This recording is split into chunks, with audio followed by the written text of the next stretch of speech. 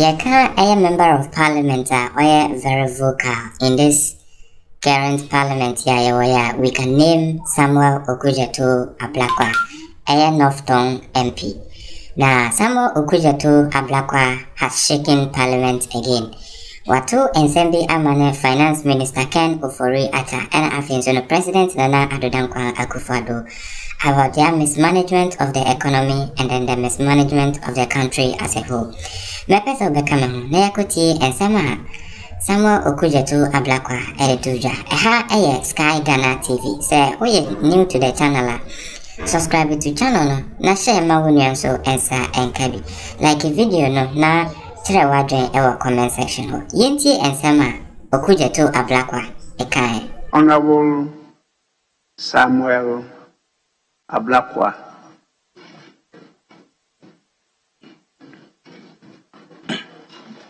I'm most grateful, Right Honourable Speaker. I'm told you agree to 10 minutes each, so we go by that.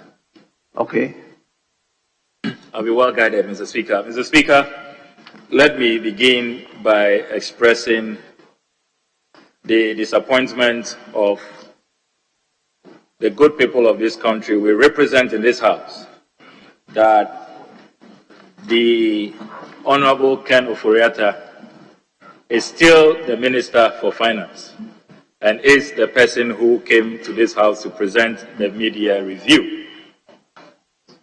The clarion call of the Ghanaian people is that this minister, and as he demonstrated a couple of days ago, has run out of ideas, totally mismanaged the economy, and given us the worst economic climate in our history. He should not be the one presenting budget statements. And Mr. Speaker, I must state for the record that this House is not oblivious of the fact that the crisis we are in is self-inflicted, a crisis created by President Akufo-Addo, by the Vice President who is manager of the economic management team, who chairs the economic management team. It's been a total disaster.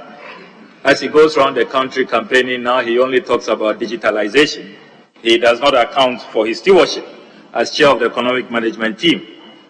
Then we have the finance minister, who, Mr. Speaker, the president told us, assured his party and our colleagues who rebelled against the finance minister, that after the IMF program, this minister will be shown the door.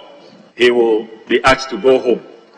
The president clearly, as has become his stock in trade, cannot be trusted to keep his word and has kept the finance minister in office. That is very, very disappointing. But Mr. Speaker, talking about the IMF program, I was really surprised to see minister's budget statement at page 6. This is a minister who assured this House and assured the Ghanaian people that we will not go to the IMF. He will not lead us to the IMF.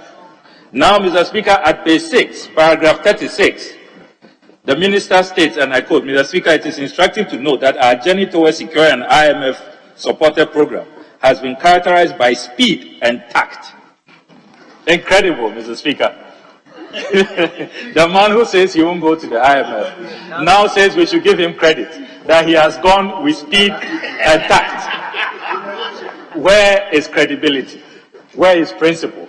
Elsewhere, ministers will resign when they make a promise, they make a pledge, and they can't keep it. In Ghana, under President Akufo-Addo, they say we should applaud them.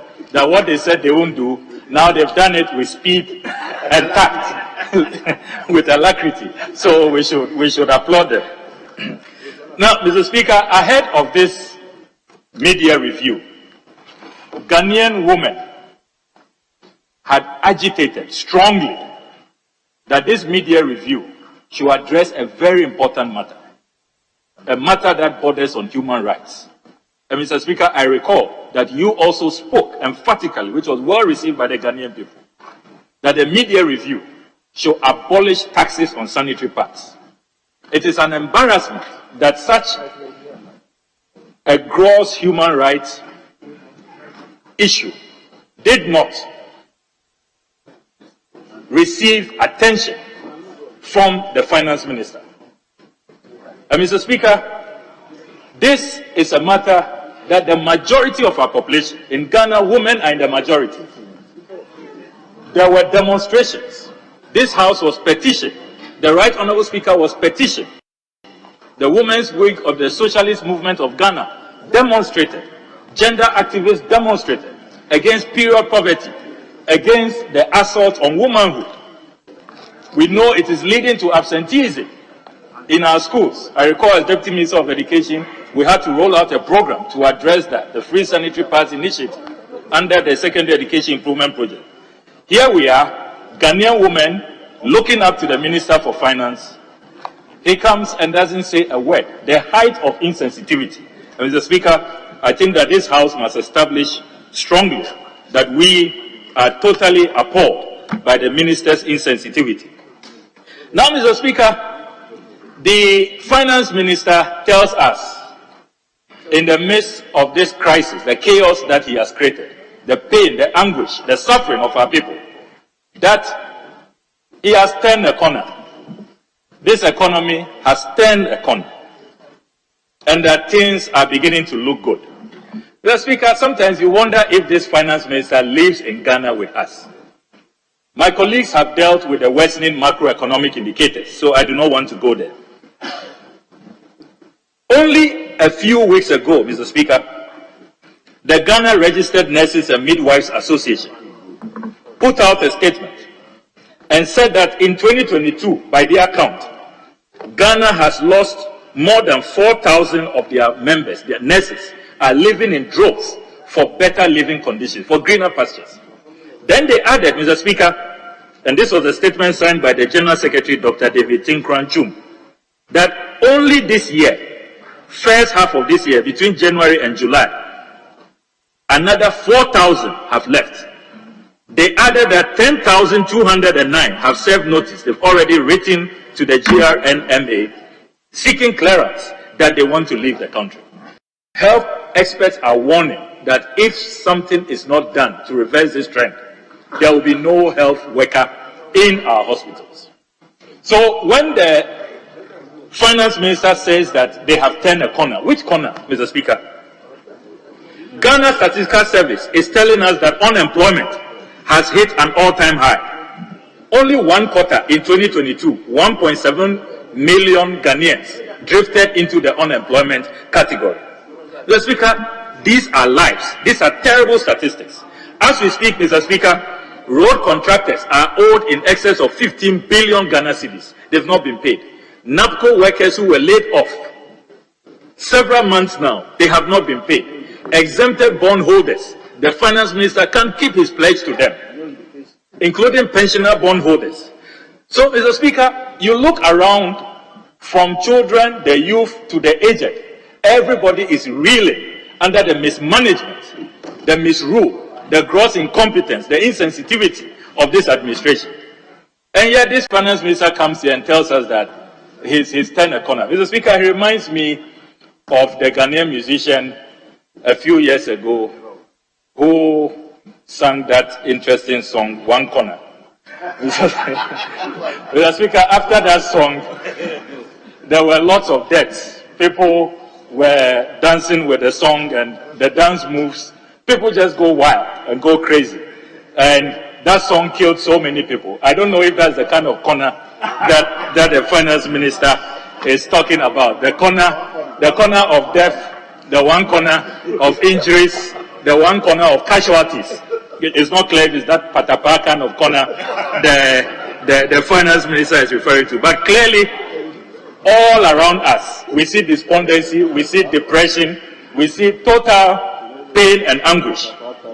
Then, Mr. Speaker, the finance also makes a very interesting comment at page 16, paragraph 84, under arrears clearance and prevention strategy. The finance minister tells this house that he is now implementing an arrears clearance and prevention strategy. And he says that, Mr. Speaker, as part of the measures to achieve the objective of bringing public finances back on a sustainable path, government is embarking on a number of expenditure efficiency drives including the development and implementation of an arrears clearance and prevention strategy. Mr. Speaker, I submit today that this arrears clearance and prevention strategy is a sham. It's a total scam. If you look at public expenditure, Mr. Speaker, take the National Cathedral alone. As we speak, we have asked government to abrogate that contract. They have refused to abrogate that contract. And so, all this time that the contract subsists, Ghana now owes an additional $52 million, Mr. Speaker. And that includes $29 million of certified outstanding certificates, $13 million in interest payments, and the suspension claims, $10 million.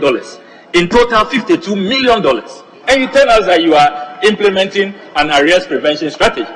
Mr. Speaker, only a few days ago, I put out another scandal, Mr. Speaker, a scheme to rape 187, rape the Ghanaian treasury of 187 million Ghana cedis, with the Attorney General providing a lopsided AG's opinion without the input of GRA and the Ministry of Finance. 187.3 billion. And you have the President's cousin, Gabi Ochidako, championing that. Mr. Speaker, we cannot continue this way. I submit that Ghana is where we are, not because of lack of revenue, not because we lack money. Honourable Member, your time is up. Mr. Speaker, I want to be 30 seconds, with your permission. 30 seconds. Just to place on record that, Mr. Speaker, if you look at petroleum revenues, Mr. Speaker, throughout the entire period of the NDC, we have done the analysis. We received only $2.8 billion. They have received, under President Akufo-Addo, I'm even being generous, $5.2 billion. $5.2 billion. So our issue as a country, Mr. Speaker, is not lack of revenue, but it's misrule, it's mismanagement. And when they talk about breaking the eight, what we must break is to break the corruption, break the ineptitude, break the cluelessness, break the visionlessness, break the insensitivity. That is what the Ghanaian people will do next year.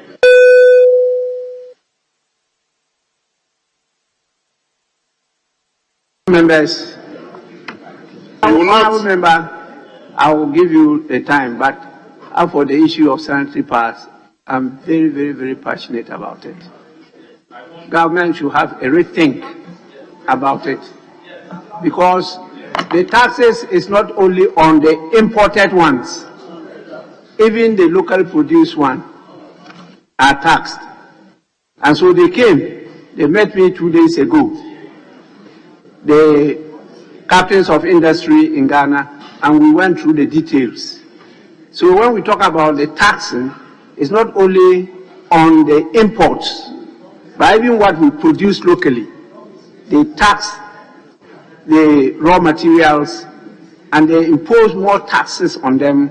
So they were complaining about the cost of production. And to the extent that some of them have folded up, and they are rather importing from some places and selling.